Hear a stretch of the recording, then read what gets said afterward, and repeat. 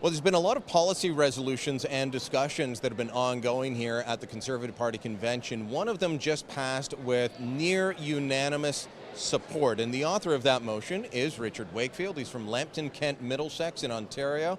And Richard, fill me in. You've been talking to me about this motion for a little while. It essentially says that firearms are part of Canadian heritage. Yep. Tell me, what was the motion saying, and why do you think it got such overwhelming support? It got more overwhelming support than I was expecting, that is for sure. It's basically saying that we are not going to take it anymore as being second-class citizens, and we've had enough of the RCMP dictating to us criminals whenever they want to by reclassifying firearms, and that we're just normal, everyday people, and this is part of our heritage, and we just want to get that message across to all Canadians. That is something that, to a lot, especially I'm sure some of the reporters floating around, that'd be a contentious issue. That this is controversial, that firearms are part of our heritage, and yet they have been forever. That's right. John Robson's making a documentary on that very point. Yeah. So, yeah. How do you sell that message then to the general public? Because you've convinced the Conservative Party here that this is the way that they should go. They're going to head into a general election, and you're going to have Justin Trudeau saying they want a gun in your glove compartment of your car. Well, they lie all the time about that, as they did with C-42. It's just going to take an effort by all firearms owners. I'm hoping that this passing of this policy is going to put a lot of, energy into the firearms people, and that they're going to go out and start telling people that, yeah, I'm a firearms owner, and I'm very proud of being one, and that there's nothing wrong with us, and you should learn more about us. Okay. In the meantime, over the next several years, there's going to be a lot of lobbying that has to be done by responsible firearms owners not to be treated as second-class citizens. There have been election promises made by Trudeau and the Liberals.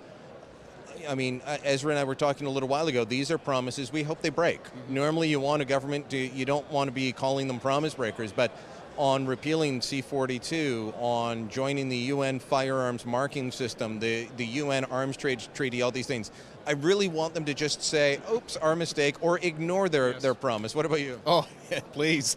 Absolutely, yes. So how does the firearms community lobby Liberal MPs over the next 4 years to make sure that they don't go too far astray on this issue? Boy, that's going to be a tough one, because we don't really know what they plan on doing.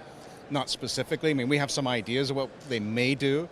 In their policy, they say right in there that they want to get handguns and assault rifles off the street. It doesn't say illegal handguns and assault rifles. It just says handguns and assault rifles. So to us, that means at some point they're going to go after us. Yeah.